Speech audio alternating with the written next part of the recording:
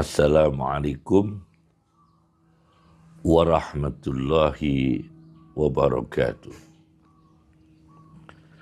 Bismillahirrahmanirrahim. Hamdanillah, salatan wassalaman ala sayyidina Muhammad ibn Abdullah la nabiyya ba'dah wa ala alihi wa sahbihi wa man tabi'a hudah amma ba'd. Kami akan menyampaikan insyaallah tentang nabi-nabi yang diberikan gelar ulul azmi, yang mempunyai al-azmi. Kami membawa kitab At-Tahqiq fi Kalimatil Quran, sebuah kamus Al-Quran di jilid 8 karya Al-Mustafuri. Di sini dijelaskan makna azmi ialah azama ini di halaman 144 kitab At-Tahqiq fi Kalimatil Quran jilid 8 karya Al-Mustafuri. Azama ini dari wazan doroba. Jadi azama ya'zimu azman, doroba yadribu dorban. Artinya aqoda domirahu ala fi'lih, mengikat hatinya, teguh hatinya diikat untuk melakukan sesuatu. Kemudian ada lagi azama ya'zimu azimah. Di sini maknanya ijtahada wajadda fi amrih, sungguh-sungguh dan serius di dalam perkaranya, urusannya. Maka azimatullah artinya faridatullah, sesuatu yang diwajibkan, diharuskan oleh Allah. Kemudian di halaman yang lain mengambil pendekatan dari bahasa tadi adalah al-azmu adalah keseriusan, keteguhan dalam menghadapi perkara. Maka di sini diberikan makna perkembangan secara psikologis dari al-azmu adalah wal ijtihad was sabru wal istiqamah min lawazimil azmi wa asari. Keseriusan, kesabaran, istiqamah ialah di antara perkara-perkara yang lazim dari sifat al-azmi dan pengaruh-pengaruh dari sifat al-azmi. At-Tahqiq fi Kalimatil Quran jilid 8 halaman 146. Maka setiap kata azmi disandarkan pada kata sabar. Seperti dalam ayat wa in tasbiru wa tattaqu fa inna zalika min azmil umur.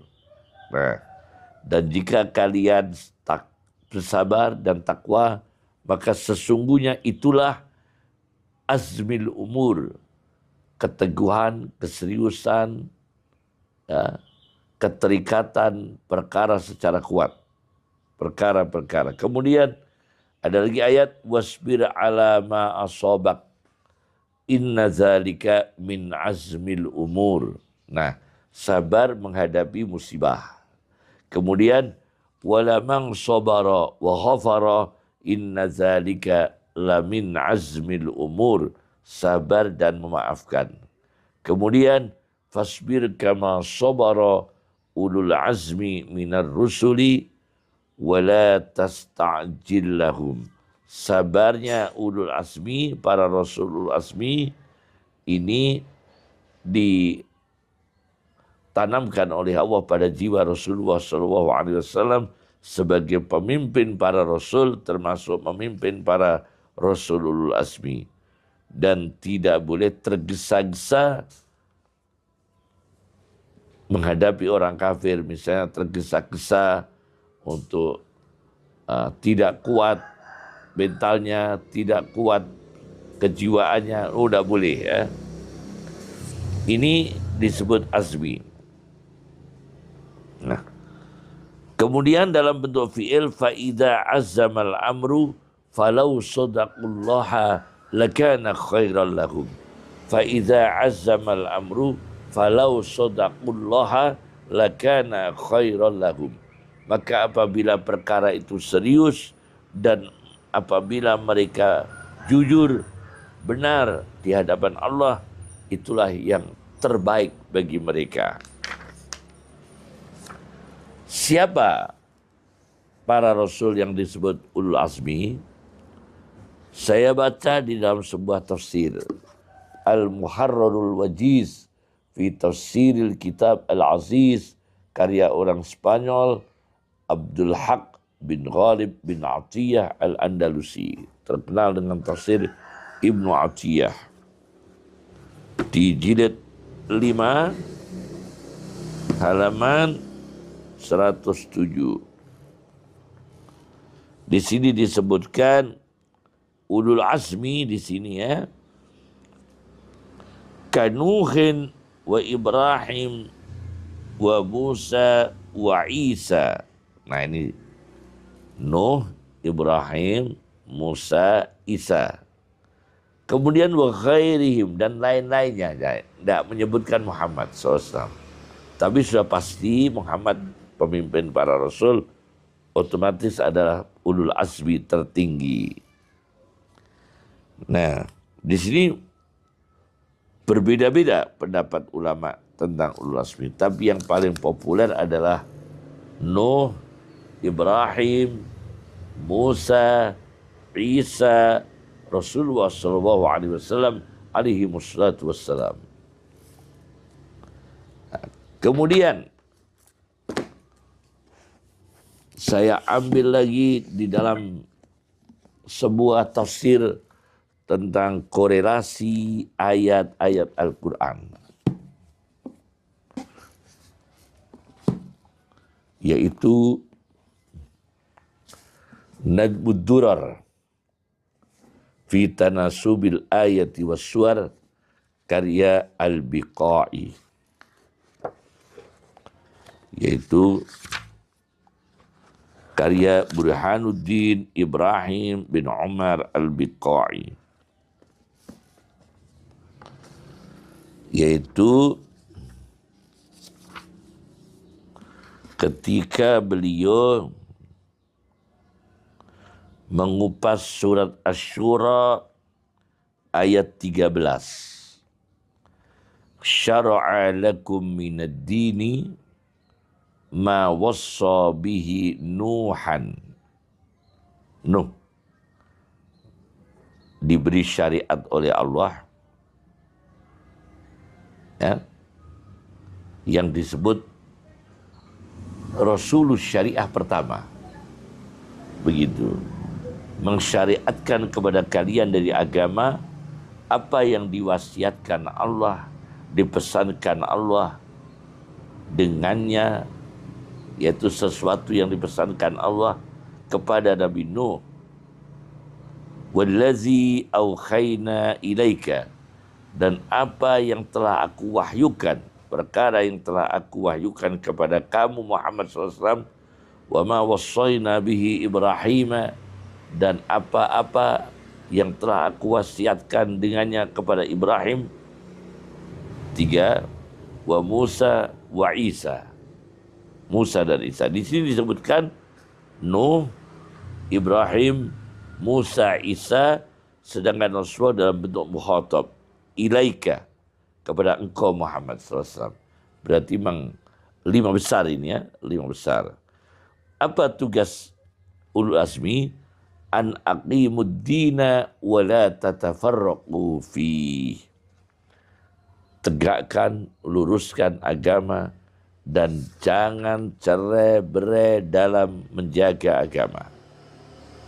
Jangan cerai-berai dalam menjaga agama. Di sini ditafsirkan,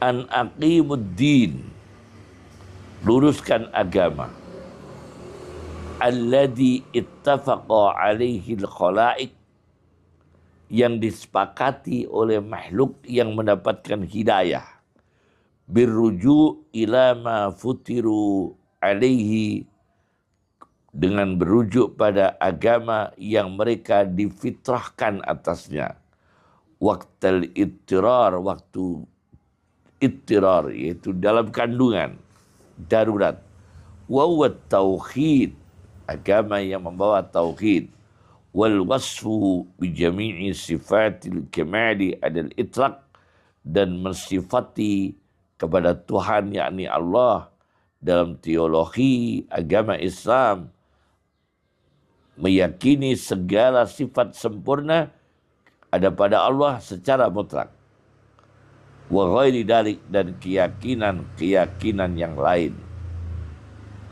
Nah, kemudian wala tatafarraqu fihi, dan jangan cerai-berai dalam agama, fi awqatir raha, di dalam waktu-waktu kelapangan rizki, inda takallub, ketika orang berbolak-balik, fi ladidi ma an'ama bihi syari', fi ladidi ma an'ama bihi syari'u lahu, di dalam kenikmatan duniawi yang telah diberikan kepada Tuhan yakni Allah, yang membawa, yang membuat, yang menetapkan syariat, kalau yang membawa Rasulullah SAW dan para nabi yang lain.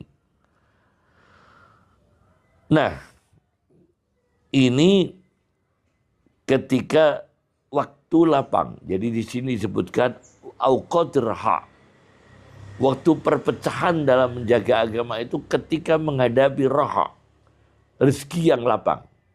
Ada anggaran, itu mudah tafarruq, cerai-berai. Ada uang, mudah tafarruq. Ada sumbangan untuk yayasan, ada bantuan untuk pesantren, ada bantuan untuk masjid, ada bantuan untuk organisasi Islam, ada bantuan untuk partai politik Islam.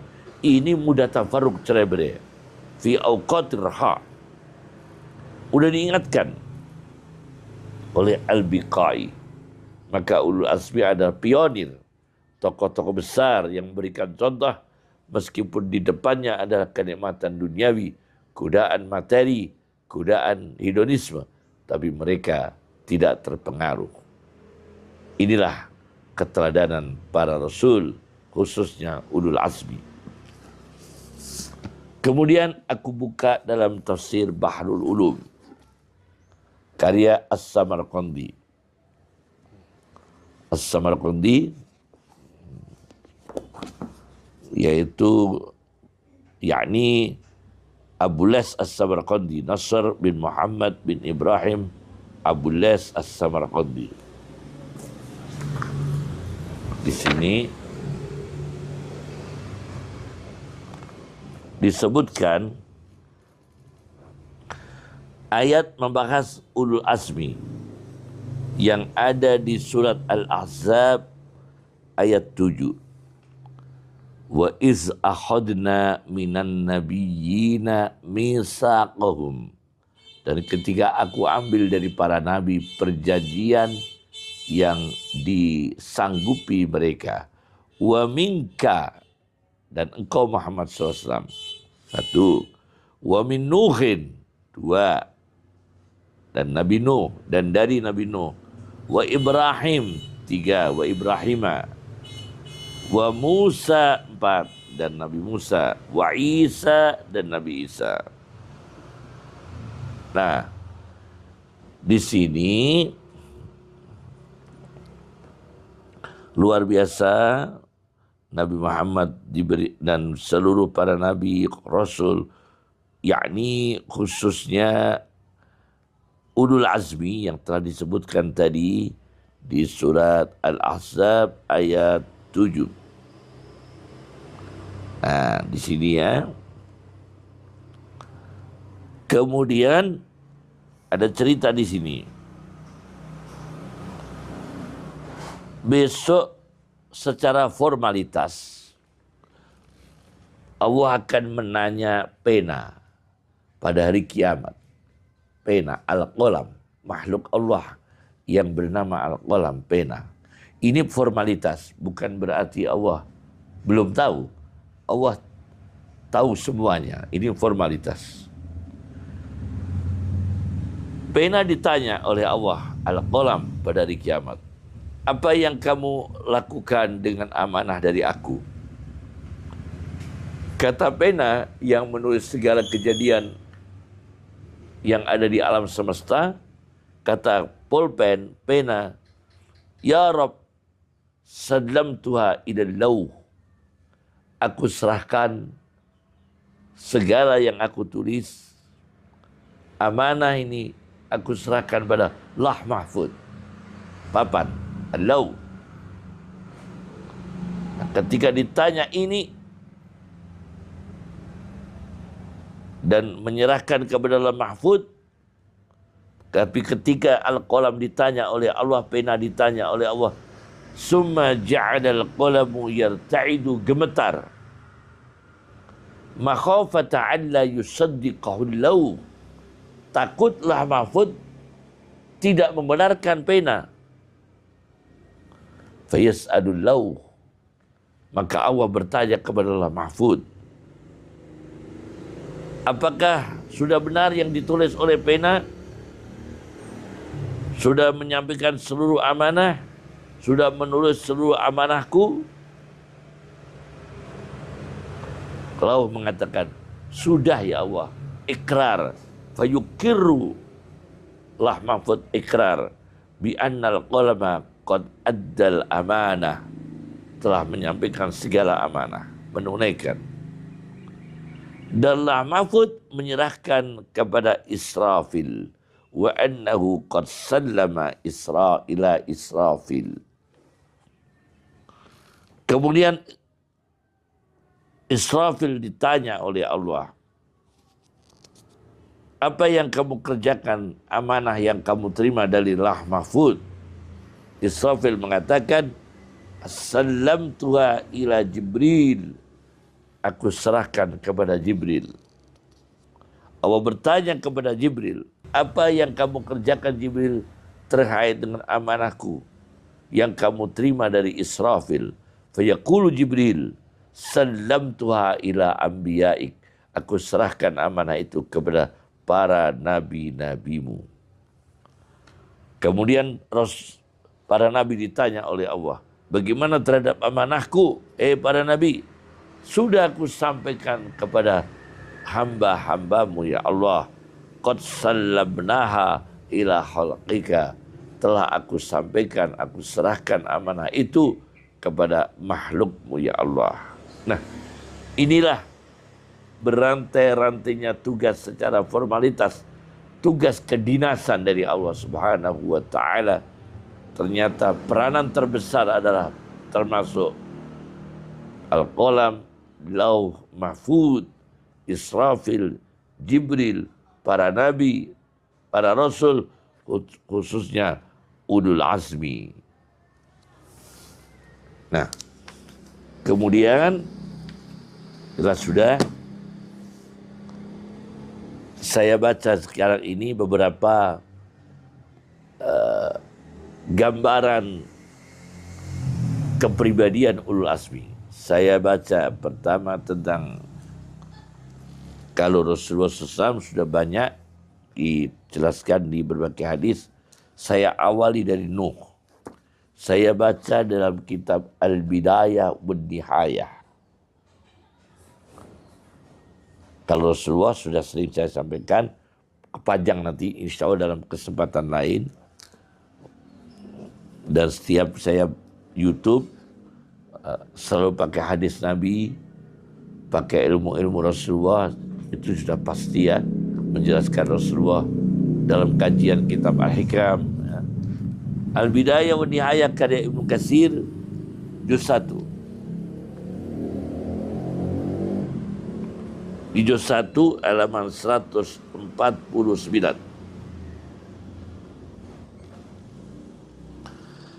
Disebutkan di sini Nabi Nuh berdakwah tidak kurang dari 950 tahun.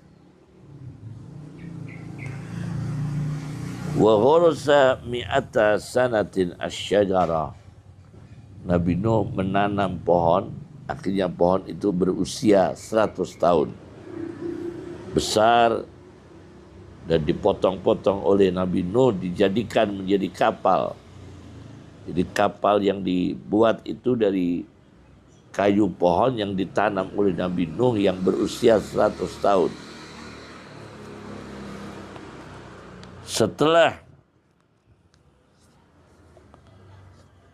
selesai, air memancar dari berbagai arah. Khosiyat Ummus Sabi alaih. Air mancar, banjir mulai datang. Ibunya anak-anak, yakni istrinya Nuh, kasihan kepada anaknya. Wa kanat tuhibbuhu hubban syadida, sangat mencintainya. Kharajat bihi ilal jabal, dibawa ke gunung.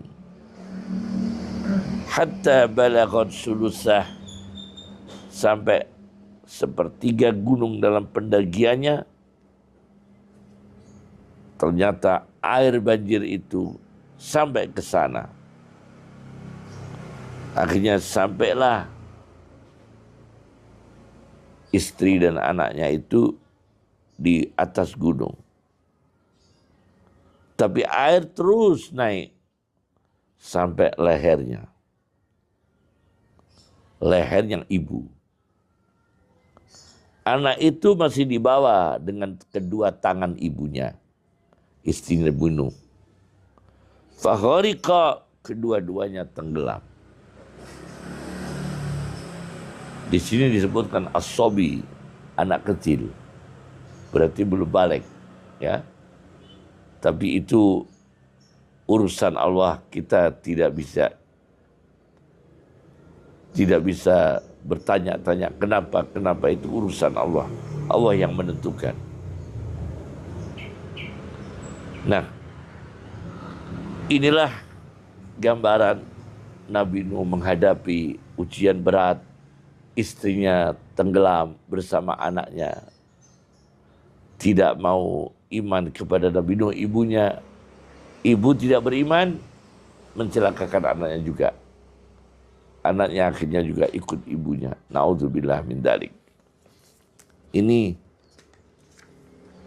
kehebatan musibah, ujian yang diterima oleh Nabi Nuh. Kemudian yaitu Ibrahim. Di kitab Al-Bidayah wan Nihayah juz 1 halaman 209-210. Nabi Ibrahim menyuguhi tamu, ahli menyuguhi tamu.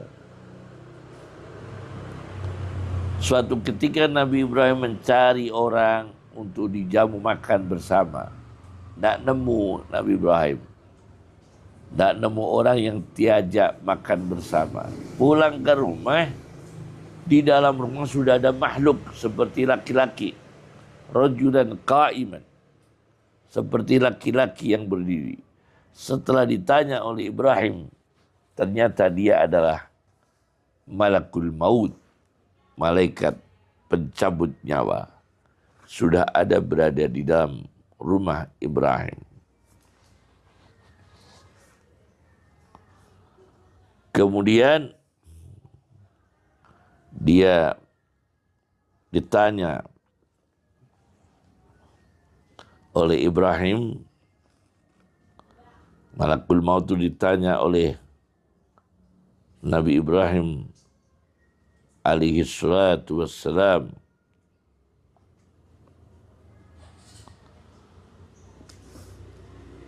fabima ittakhazani rabbi khalila,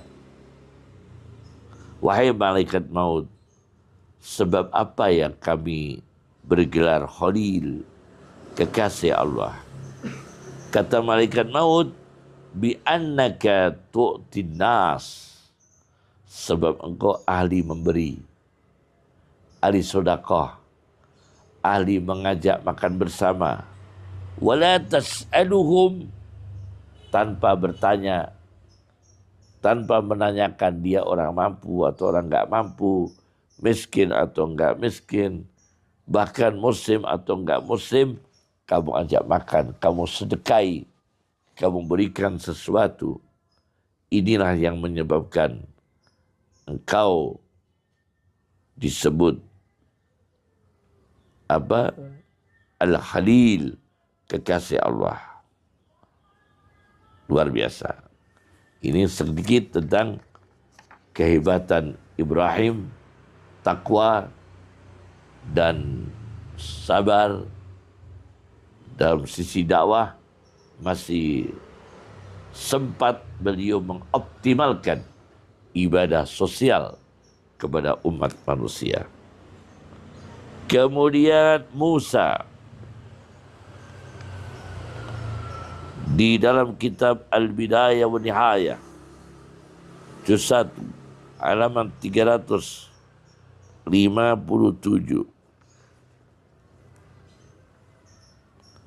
357 tentang bagaimana Qarun yang kualat, ya, orang Jawa bilang kualat. Kualat dengan Musa, yaitu diajak mubahalah. Mubahalah, tantang-tantangan. Siapa yang mendapatkan kutukan Allah? Giliran Nabi Musa berdoa, ya ardu khudihim, wahai bumi, ambillah Qarun dan pengikutnya. Fa'akhadhadhum, maka bumi mencaplok Qarun dan pengikutnya, ila aqdamihim, sampai telapak kaki. Kemudian Musa mengatakan lagi, khudihim, ambil lagi. Fa'akhadhadhum ila rukabihim, Qarun dan pengikutnya tenggelam pada bumi sampai pada apa itu, rukabihim, lutut, ya, dari telapak kaki sampai ke lutut. Summa ila manakibihim, sampai ke pundak, sampai ke pundak.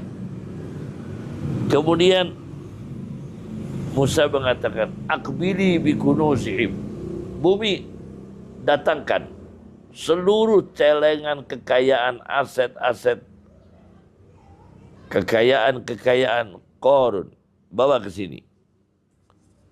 Begitu dibawa oleh bumi, fa'aqbalat biha hatta nadharu ilaiha, Qarun sudah tenggelam dulu sampai pada pundak dan pengikutnya. Kemudian aset-aset Qarun, ada emas mungkin, harta-harta berharga didatangkan oleh bumi di hadapan Qarun. Kemudian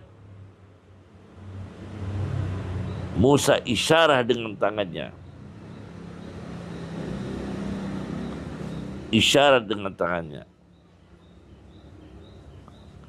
Dan pada akhirnya Qarun bersama aset-asetnya, rumahnya, yakni rumahnya dan kekayaannya, fakhasafna bihi wa bidarihil ardah, maka aku tenggelamkan dengan Qarun dan rumahnya di dalam bumi. Kemudian inilah kesabaran Nabi Musa menghadapi Qarun, karena Qarun itu muridnya Musa, kemudian memusuhi Musa, memfitnah Musa. Bayangkan, seorang guru dimusuhi mati-matian oleh muridnya sendiri. Tapi Musa luar biasa, ulul azmi. Kemudian Isa di Al-Bidayah wa Nihayah karya Ibnu Katsir, juz 2 halaman 101. Nabi Isa melihat dengan matanya langsung seorang laki-laki mencuri. Nabi Isa melihat langsung. Kemudian Nabi Isa mengatakan, "Ya fulan as-saraqta." Wahai fulan, apakah engkau mencuri? Karena tidak punya saksi, Nabi Isa sendirian. Laki-laki itu menjawab, "La, tidak. Wallah ma saraqtu." Tidak, demi Allah, aku tidak mencuri. Begitu dia bersumpah, demi Allah aku tidak mencuri, Nabi Isa mengatakan, bagaimana Nabi Isa? Amantu billah, aku iman kepada Allah. Wa kazzabtu basari, dan aku membohongkan mataku sendiri. Aku menganggap mataku ini bohong, supaya tidak tergesa-gesa menuduh orang pencuri. Dan aku menganggap mataku ini bohong, penglihatanku ini bohong. Ini yang dimaksudkan, yakni tidak mau menuduh, tidak mau meneruskan tuduhannya, apalagi mempersangkakan. Maka Nabi Isa mengatakan, oh ternyata mataku yang bohong. Subhanallah, inilah kejujuran Nabi Isa alaihi salatu wassalam. Kemudian Rasulullah sallallahu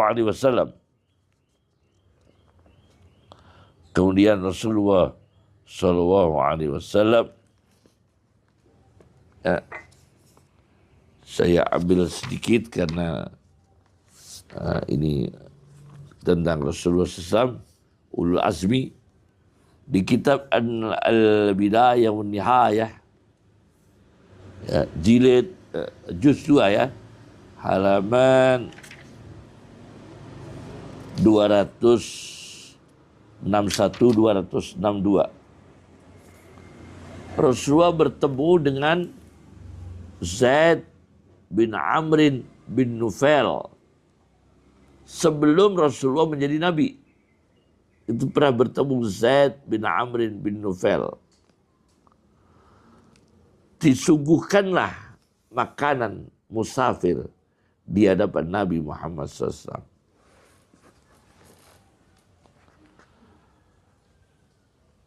Nabi tidak pernah makan makanan yang untuk sesajen berhala. Tidak pernah Nabi makan. Sebelum menjadi Nabi, apalagi sesudah menjadi Nabi selamanya. Ternyata Zaid bin Amrin bin Nufail ini mengatakan, inni lastu akulu mimma tazbahuna ala ansabikum. Nabi belum diangkat Nabi. Aku tidak mau makan dari apa yang kalian sembelih atas berhala kalian. Sajen untuk berhala aku tidak mau makan. Wala akulu illa ma dzukira smullahi alaih. Dan aku tidak mau makan kecuali yang dibacakan basmalah. Zaid bin Amrin bin Nufail itu sering mengkritik sajen-sajennya orang kafir Quraisy. Kata beliau, asyad khalaqahallah, kambing yang menciptakan Allah. Wa anzalalaha minas sama'i ma'an, dan Allah menurunkan untuk kambing air hujan. Wa ambata laha minal ardi, dan Allah yang menumbuhkan rumput dari bumi untuk makanan kambing. Subba yadbakhunaha ala ghairi bismillah, Anehnya setelah disembelih bukan baca bismillah tapi berhala. Ini aneh. Nah, ternyata Zaid bin Amr bin Nufail sudah dapat hidayah. Mungkin dari kitab-kitab samawi yang dulu ya. Apa kata Rasulullah Sallallahu Alaihi Wasallam tentang apa itu Zaid bin Amr bin Nufail? Kata beliau, huwa ummatun wahdah yaumal qiyamah. Besok satu gerbang umat cuma satu orang di hari kiamat. Yakni satu gerbang umat satu orang anggotanya, yakni Zaid bin Amr bin Nufail. Luar biasa Rasulullah SAW sebelum hari menjadi nabi, ternyata sudah ada orang yang mendapatkan hidayah Allah tauhid. Ya tentu kemudian beriman kepada Rasulullah SAW. Itu kalau dia menjumpai Nabi menjadi Rasul, menjadi sahabat Nabi, maka dia termasuk sahabat. Ketemu Rasul beriman. Kan ada orang beriman belum ketemu Rasul. Seperti Uwais Al-Qarni. Itu beriman tidak sempat ketemu Rasul SAW. Banyak para tabi'in sebetulnya ketika Nabi masih hidup, beliau sudah beriman. Tapi dia digolongkan tabi'in karena nggak sempat bertemu Rasulullah SAW. Ini Rasul berdakwah ulul azmi, teguh dari kecil sampai wafat tidak pernah makan sajian berhala, makan ritual untuk agama lain, kepercayaan selain Islam. Ternyata Zaid bin Amr bin Nufail juga demikian. Subhanallah. Assalamualaikum warahmatullahi wabarakatuh.